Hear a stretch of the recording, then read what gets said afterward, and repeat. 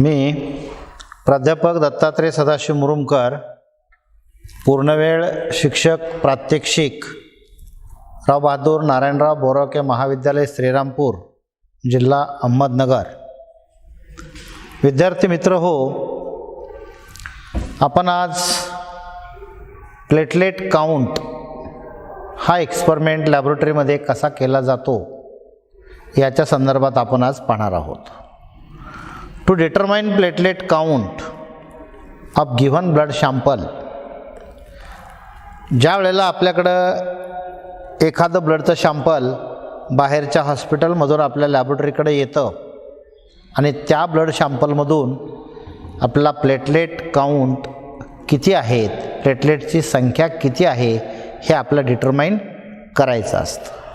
याचं प्रिन्सिपल आपल्याला काय सांगतं?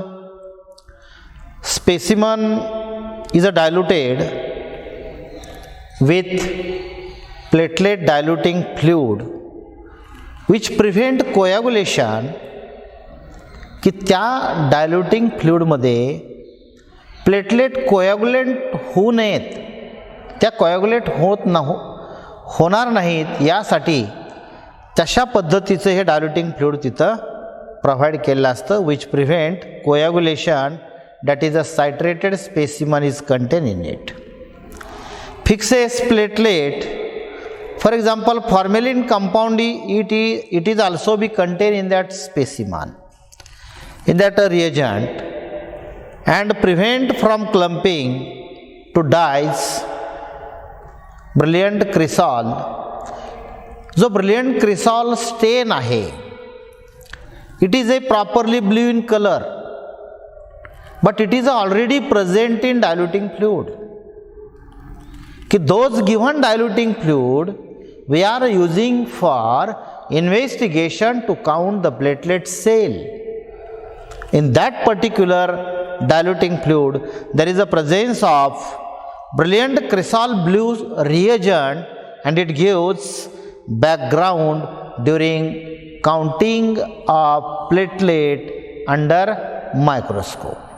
It provides you background of bluish color.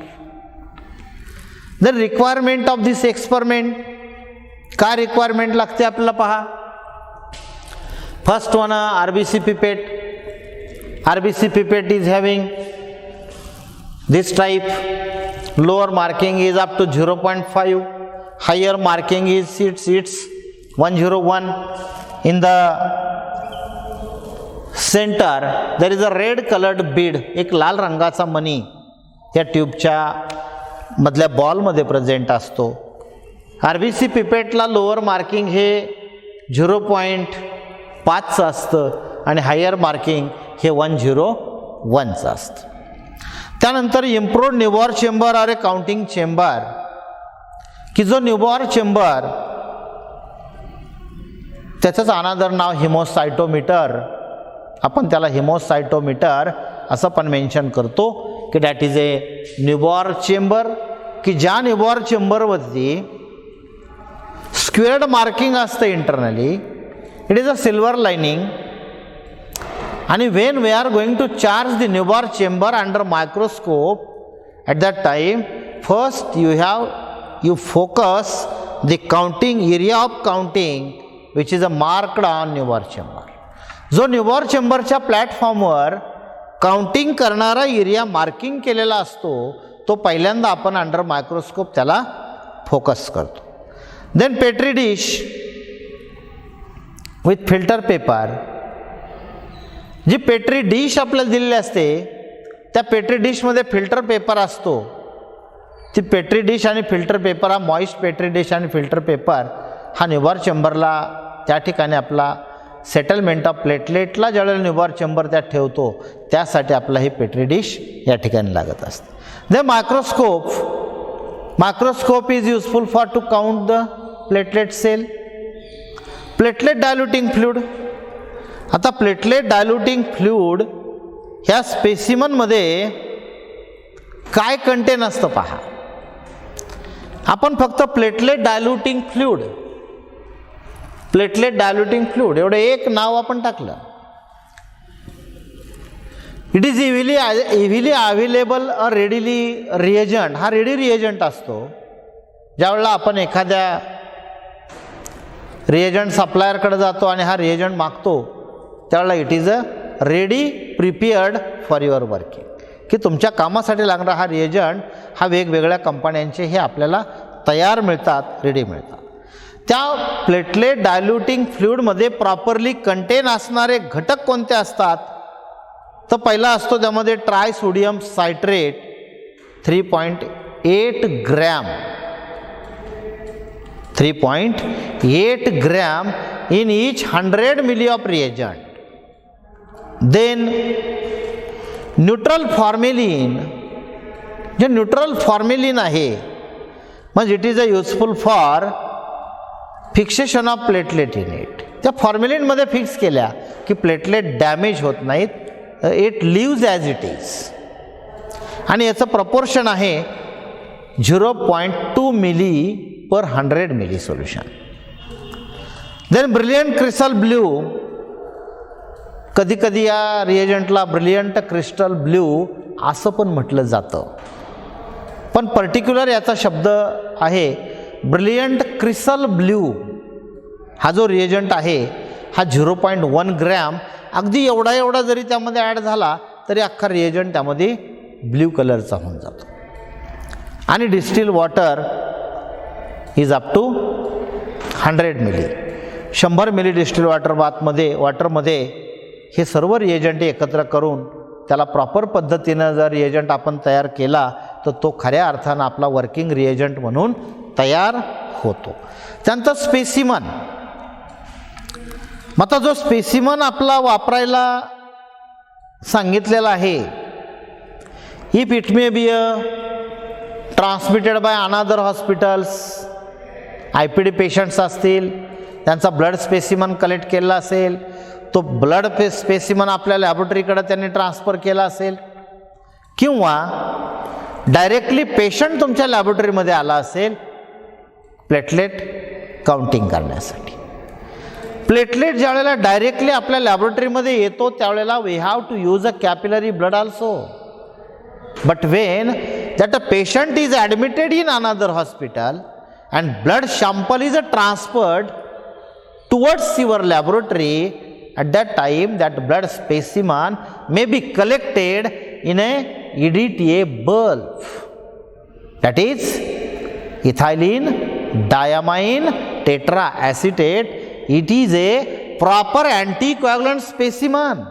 हा प्रॉपर अँटीकोॲग्युलंट स्पेसिमन आहे आणि ह्या अँटीकोॲग्युलेटेड सबस्टन्समध्ये किंवा अँटीकोॲग्युलेटेड कंपाऊंडमध्ये तो ब्लड स्पेसिमन कलेक्ट केला तर त्यामधलं कोॲग्युलेशन अवॉइड होतं, कोॲग्युलेशन होत नाही त्याला. Then what is its procedure. आता याची प्रोसिजर काय सांगते आपल्याला पहा. Mix the blood specimen carefully.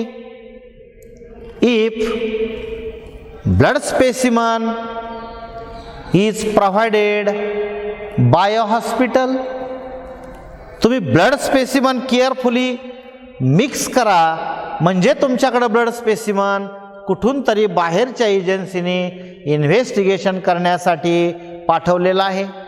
जो बल्ब आला तो बल्ब व्यवस्थित ऑब्झर्वेशन करून घ्या, त्याच्यावर पेशंटचं नाव, नंबर, हॉस्पिटलचं नाव, नंबर, डेट सर्व आहे का, ते जर झाकण व्यवस्था आहे का, तो कंटेन EDTAचाच आहे का बल्ब, तो बघा, त्याला व्यवस्थित मिक्सिंग करा. प्रॉपर पद्धतीनं मिक्सिंग केल्यानंतर draw the blood up to the mark 0.5 in RBC pipette. जी आपला RBCची पिपेट दिली त्या बल्बमधलं ब्लड पहिल्यांदा ह्या RBC पिपेटमध्ये बाय माउथ पिपेटिंगनी सक करा अप टू 0.5 मार्क. 0.5च्या मार्कपर्यंत ब्लड सक केल्यानंतर to suck continuously platelet diluting fluid up to the higher mark, that is a 101. ज्यावेळेला त्या पिपेटमध्ये लोअर मार्क जो आहे 0.5चा, ह्या मार्कपर्यंत आपण ब्लड सक केल्यानंतर ती पिपेट बाजूला ठेवू नका किंवा वेटिंग करू नका. कारण त्यामध्ये आता अँटीकोॲग्युलेटेड सबस्टन्स आपण टाकलेला ऑलरेडी आहे. पण जर पेशंट डायरेक्टली तुमच्या लॅबोरेटरीमध्ये आला आणि you are puncturing finger tip, means you are collecting the blood by using capillary method. जेव्हा तुम्ही कॅपिलरी पद्धत वापरलेली असेल त्यावेळेला फिंगर टिपला पंक्चर करा, प्रॉपर पद्धतीनं फिंगर टिप सिलेक्ट करा, क्लीन करा, व्यवस्थित त्याला मोमेंट द्या, प्रॉपर पद्धतीने लॅन्सेट और निडल घ्या, याला पंक्चर करा.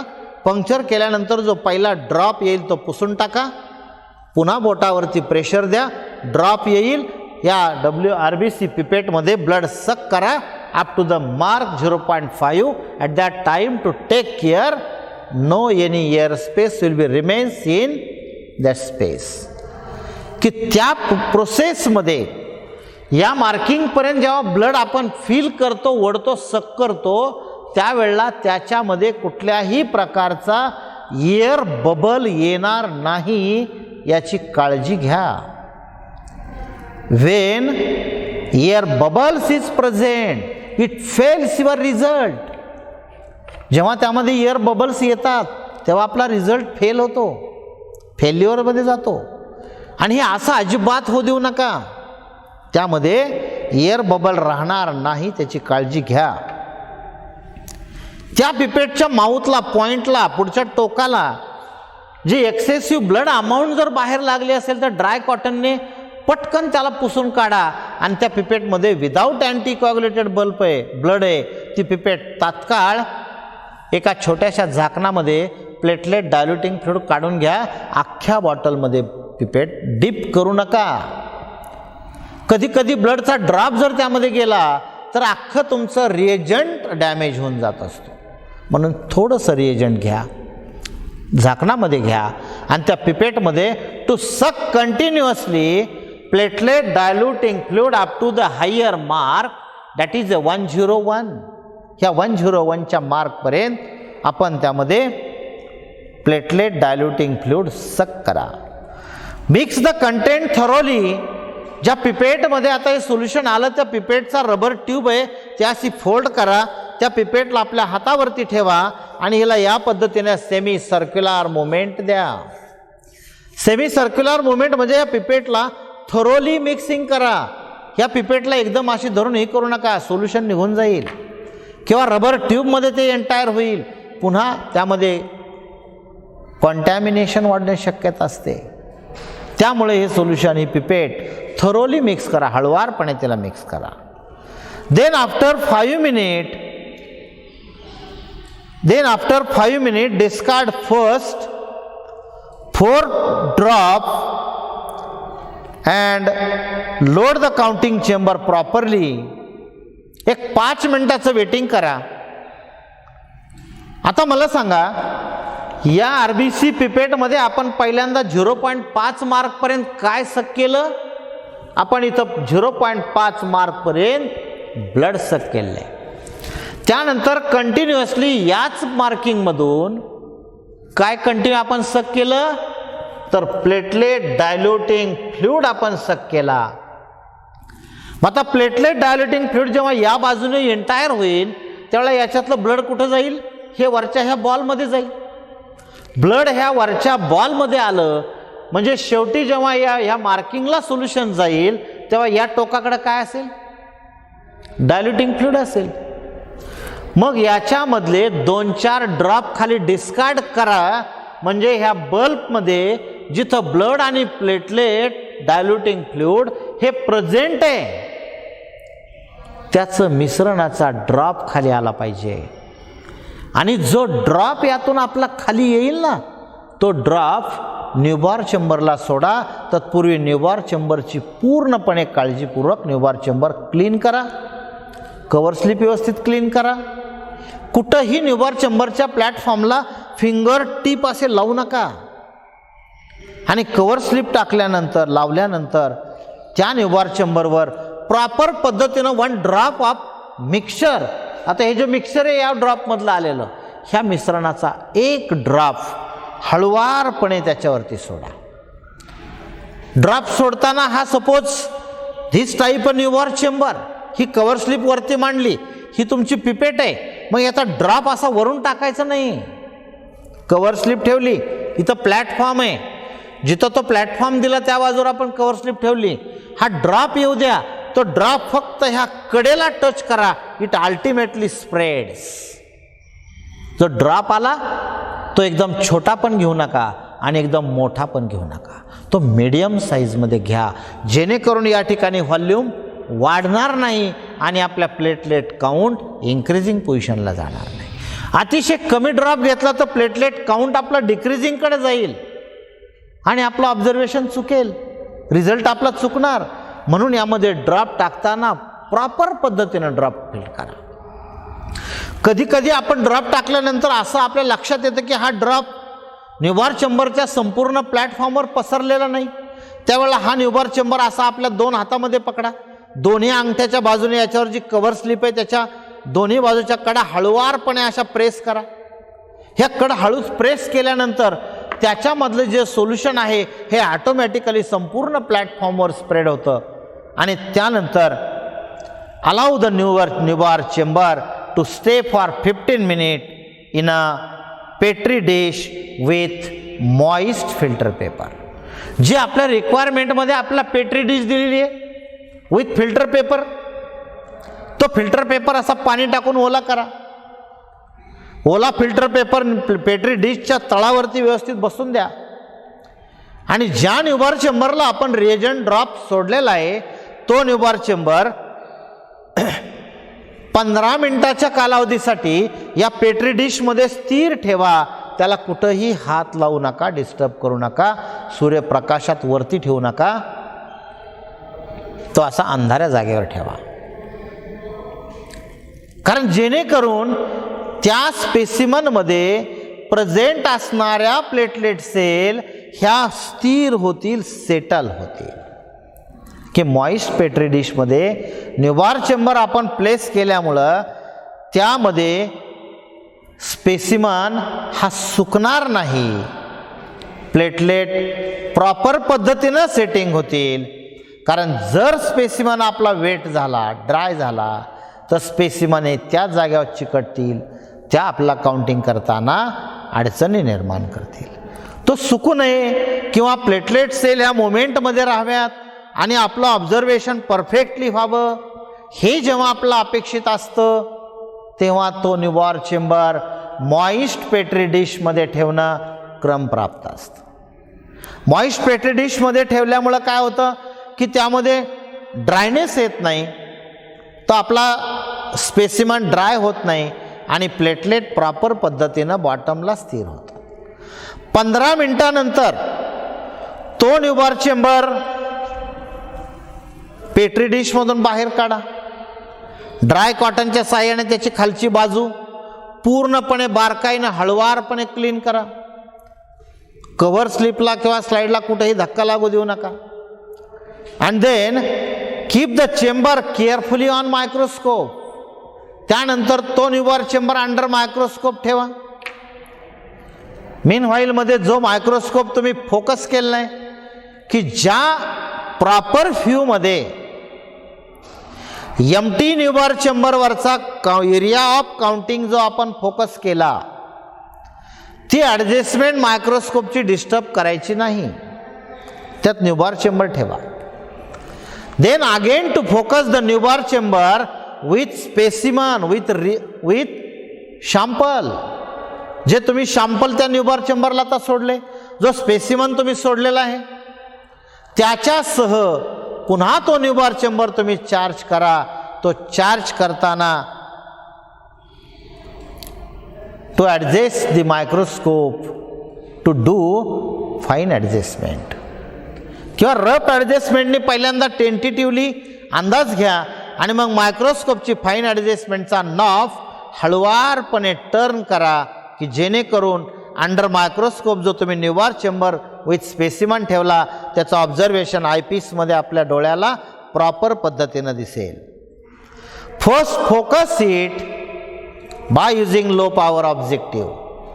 की मायक्रोस्कोपचा जो 10x ऑब्जेक्टिव्ह येतो त्या ऑब्जेक्टिव्हला आपण काय नाव देतो? It is a low power objective.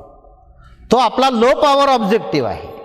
मग ह्या लो पॉवर ऑब्जेक्टिव्हचा उपयोग करून पहिल्यांदा त्या मायक्रोस्कोपच्या खाली ह्या न्यूबार चेंबरला फोकस करा आणि फोकस केल्यानंतर पुन्हा to turn objective to high power and count cell in entire central squares that is 25 squares with triple lining. जे 25 स्क्वेअर्स आहेत न्यूबार चेंबरच्या सेंट्रल लाइनिंग मध्ये 25 स्क्वेअर आहेत. त्या 25 स्क्वेअर्स मधले 5 ब्रॅकेट तुम्ही मोजा. मग 5 ब्रॅकेट कुठले मोजायचे? ज्या कॉर्नर मधल्या तुम्ही रेड ब्लड सेल मोजल्या होत्या, सेंट्रल ब्रॅकेटच्या 4 कोपऱ्याचे 4 आणि सेंटरचा 1, प्रत्येक एका स्क्वेअर मध्ये आपला 16 ब्रॅकेट सापडले होते. 16 गुणिले 5 18 स्क्वेअर्स. 80 स्क्वेअर मध्ये सापडणाऱ्या प्लेटलेट सेलची संख्या मोजा आणि ती संख्या म्हणजेच तुमच्या नंबर ऑफ प्लेटलेट काउंटेड. मग नंबर ऑफ प्लेटलेट काउंटेड हे जे आपण कॅल्क्युलेशन पाहतो ते number of platelet counted is equal to n, where dilution is 1 in 200. जर डायल्युशन प्रपोर्शन आपण यूज केलं 1:200 1 in 200. Volume of fluid that is 1 into 0.1 is equal to 0.1 cubic mm. आणि platelet count per cubic mm that is a millimicron. mm means cubic mm means millimicron. Number of platelet counted is equal to P1 plus P2 plus P3 plus P4 and plus P5. 5 corner मध्ये म्हणजे 4 बाजूचे 4 corner and 1 centre ह्या 5 square मध्ये present असणाऱ्या प्लेटलेटची संख्या जी आली ती आपण त्या ठिकाणी मेन्शन केली. ती मेन्शन करा. मग where n into 200 divided by 0.1 is equal to, मग पुन्हा सेकंड स्टेपमध्ये n means total number of platelet cell counted multiplied by 2000. जी तुमची 5 कॉर्नर मधल्या प्लेटलेटची संख्या येईल त्या संख्येला 2000 ने गुणा आणि येणारा गुणाकार म्हणजे तुमचा आलेला प्लेटलेट काउंटचा रिझल्ट. मग तुमची नॉर्मल लेवल तुम्हाला काय सांगते? आता नॉर्मल लेवल प्लेटलेट काउंटची जी असते it is a depends on writer of book writer. ज्या व्यक्तीनं ते पुस्तक लिहिलं ती व्यक्ती त्याच्या स्वतःच्या कन्सेप्ट त्यामध्ये ऍड करत असते. In generally normal value of platelet is 1.5 to 3.5 lakhs per cubic millimeter of blood. साधारण 1.5 लाख ते 3.5 लाख ही आपली प्लेटलेट काउंटची नॉर्मल व्हॅल्यू जनरली ट्रीट केलेली असते. बट सम रायटर्स काही एक रायटर अशा पद्धतीने लिहितो 1 lakh to 4 lakh 1 to 4 lakh 1 ते 4 lakh per cubic millimetre of blood is a normal value. मग याचा क्लिनिकल सिग्निफिकन्स काय आपल्याला सांगतो पहा. Decrease in platelet count is a called as thrombocytopenia. म्हणजे ज्या वेळेला प्लेटलेट सेलचं counting proportion will be decrease below normal level. आपली नॉर्मल लेवल काय सांगते?